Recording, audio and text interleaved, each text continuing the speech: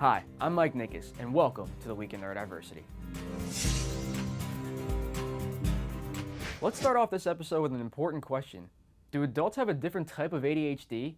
Because a new study raises questions about the distinct differences of the condition in adults and children. Over 67% of the children who had ADHD at age 18, according to one of the studies, did not have it as a child. When they were children, they had strong support systems so that they could compensate for these problems. So they probably had it, but were able to get by. Yes, and that's sort of how most people would explain it, most of the sort of mainstream field. But these researchers said that another possibility is that these are completely different syndromes. Colin Goldman is a screenwriter whose son is on the spectrum and has set out to change the way characters with autism are viewed in the film world. It started out as a personal story for me. I have a son on the autism spectrum, and then I met other people. I met a friend of my wife's who also had a son on the autism spectrum, and his wife had passed away, and he was raising that son on his own, and I thought that was a very unique story. And the more the project got involved, the more we found out there were tons and tons of people in Hollywood and the movie business who had children affected with autism. Do you know the differences between bipolar disorder and depression? Because My Fox 8 recently had a segment regarding the differences of the two. It's a change, you might say, in a level of functioning. You notice you're having trouble getting up out of the bed, or you just don't want to shower or do the daily things you've always done.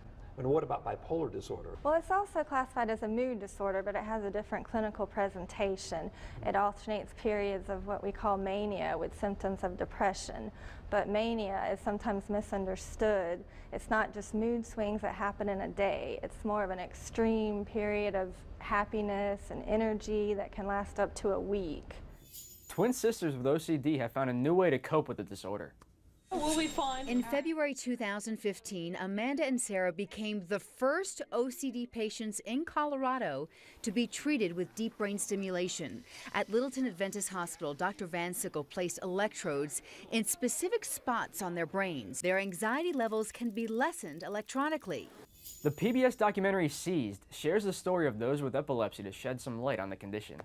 Amy's been the inspiration and the sort of reason why I'm familiar with epilepsy. Yeah. I produce documentaries, and when Amy began to tell me about her journey with epilepsy since she's been a teenager, I was surprised. Have you heard of Apraxia? It's a severe speech disorder that affects how words move from the brain to the mouth, and it affects nearly 1 in 1,000 individuals. But one Iowa high school student has made it her mission to be a voice for those suffering from it.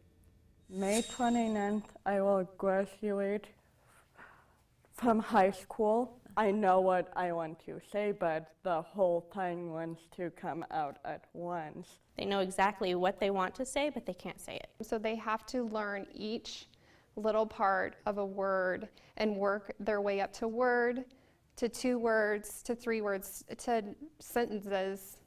Looking for something new to watch? Because the Epilepsy Society is definitely worth checking out, so be sure to click the link at the end of this video. That's it for this edition of the Week in Neurodiversity. Thanks for watching, and be sure to subscribe and leave a comment. And remember, you keep advocating, we'll keep bringing the news.